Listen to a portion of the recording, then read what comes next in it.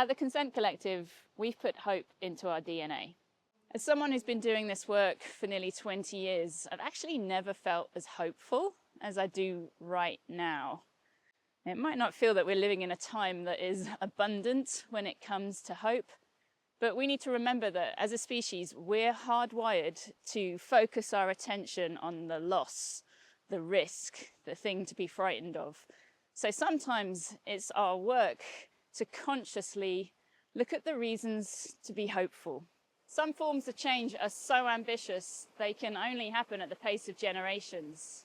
So let's think about the generations that have done this work before today, the baby boomers, the people in the 1960s and 1970s who had the first conversations about sexual harassment and were able to bring those conversations into the public domain.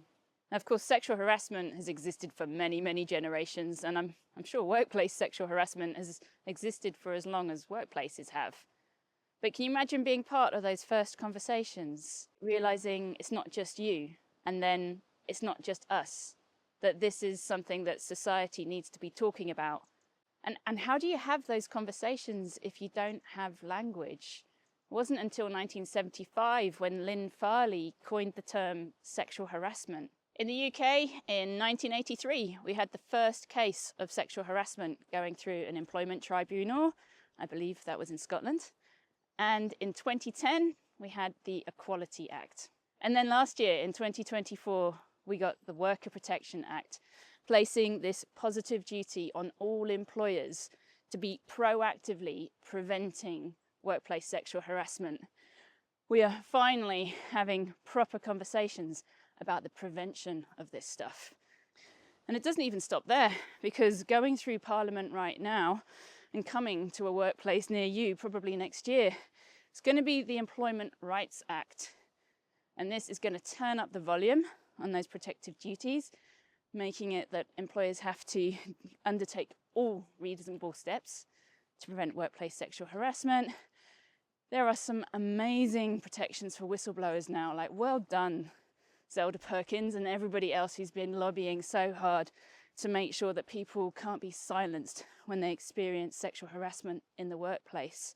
And it doesn't end there. We've also got a generation that's grown up having more conversations about consent, better language around these things. And if that generation are going to university at the moment, in the university space, we've got new regulation from the Office for Students, which means that in England and Wales, all universities are having to make sure that all students get an education on consent and the prevention of sexual harassment. On top of that, we've got a government that has pledged to halve the amount of violence against women and girls in the next decade. Now, I don't know if they're going to reach that, but I like the ambition, and I like that they've made that part of their identity as a political party. So the way I see it, when it comes to the prevention of sexual harassment, in the UK right now, we've got reasons to feel hopeful. We've got the culture, we've got the legislation, and more coming. We've got the regulation. But being hopeful isn't about wishful thinking. Hope requires courage, determination, and grit to turn that hope into change. And change doesn't move in straight lines, and it doesn't move across the globe in the same direction or at the same pace. Some countries will be ahead of the pack. They'll be pioneering something new and innovative that maybe other countries will follow further down the line. Others will be standing still. Some will be moving backwards. For some countries, the kinds of rights and protections we have in the UK are a million miles away from their lived reality.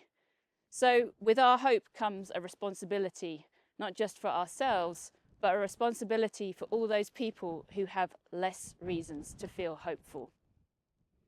Previous generations set the scene for today.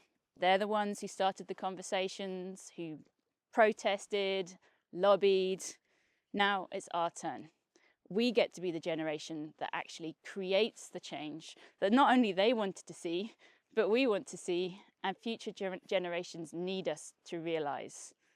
This is one of the reasons why I'm feeling so hopeful at this point in my career, because I have always wanted to prevent sexual harassment.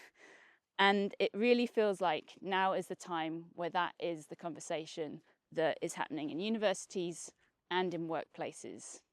So here's your invitation to play your part in this moment. Whether you want to create change in your community, your workplace, or your place of education, join me and many, many others in the work of turning hope into real change. Happy 16 days.